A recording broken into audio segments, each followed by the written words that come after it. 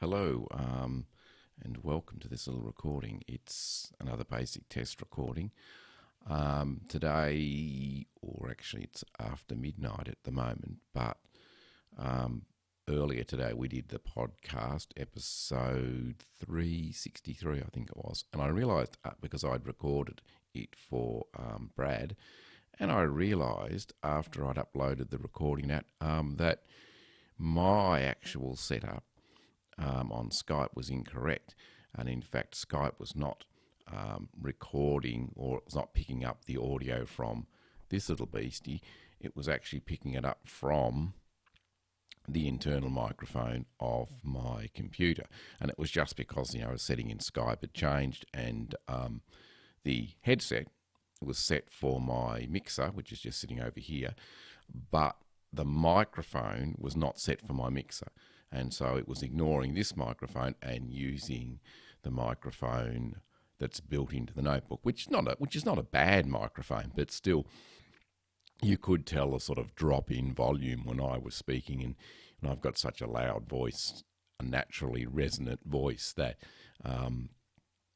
it really did stand out a little bit. So it's something that you live and learn when you're sort of doing stuff, and I'm still learning how to use this mixer. If I can lift it up here without disconnecting stuff. This is the mixer. It's the little Yamaha AG06, and at the moment it's just got one microphone input. That's this microphone input here, which runs to the microphone there, and I've got a second microphone which I can plug in here. And it's another Audio Technica, exactly the same as this little beastie. And you might have seen it on a previous video that I was promoting the Tech Webcast contest. It's got an orange, not a shock mount, it's a windshield, an orange windshield on it rather than the black one, because I got a packet of them, I think on Amazon, for about $6 or something like that. It also has auxiliaries, and I could also plug in here in the stereo outputs the leads that run to my Zune H2N, which is my little digital voice recorder. And that allows me to, instead of recording back to a computer, which sometimes adds a little bit of strain to a computer, particularly a notebook, it can be recorded outwards to another device, which hopefully there is less chance of, getting a Windows blue screen of death or something halfway through a recording. And so although I still need to do a bit of testing to get the best audio quality going out, because I haven't really played with the Zune H2N much. But I'm really impressed with the little Yamaha. It's light, but it's got a metal chassis, so it feels really solid. It feels really built to last. It just plugs directly into my computer through USB, and it has a number of other auxiliary ports and that as well. I will try and do a sort of a full review of it and add that as well. But certainly, if you're looking for that, for something like a little mixer, to do any sort of recording, whether you're a musician or you're doing a podcast, I'd sort of highly recommend this. The other thing is it's got a baby brother or baby sister, depending on your mood, which is the AG03, which has one less of these, inputs for microphones, and I don't think it has the stereo out. But again, if you want something, and it's a bit cheaper, of course, but if you don't need to, if you just really need a simple one that just requires, you've just got one microphone perhaps, and that's all you need, and that's fantastic. This also comes, this input comes with phantom power. So if you have a microphone, condenser microphone or something that requires phantom power, I think it's 48 whatever for phantom power. So it will run those bigger, power hungrier microphones. Thankfully, these little ATR from Audio Technica's 2100s, they don't need phantom power. They run, as you can hear, successfully from just plugging it in. It's very simple to set up.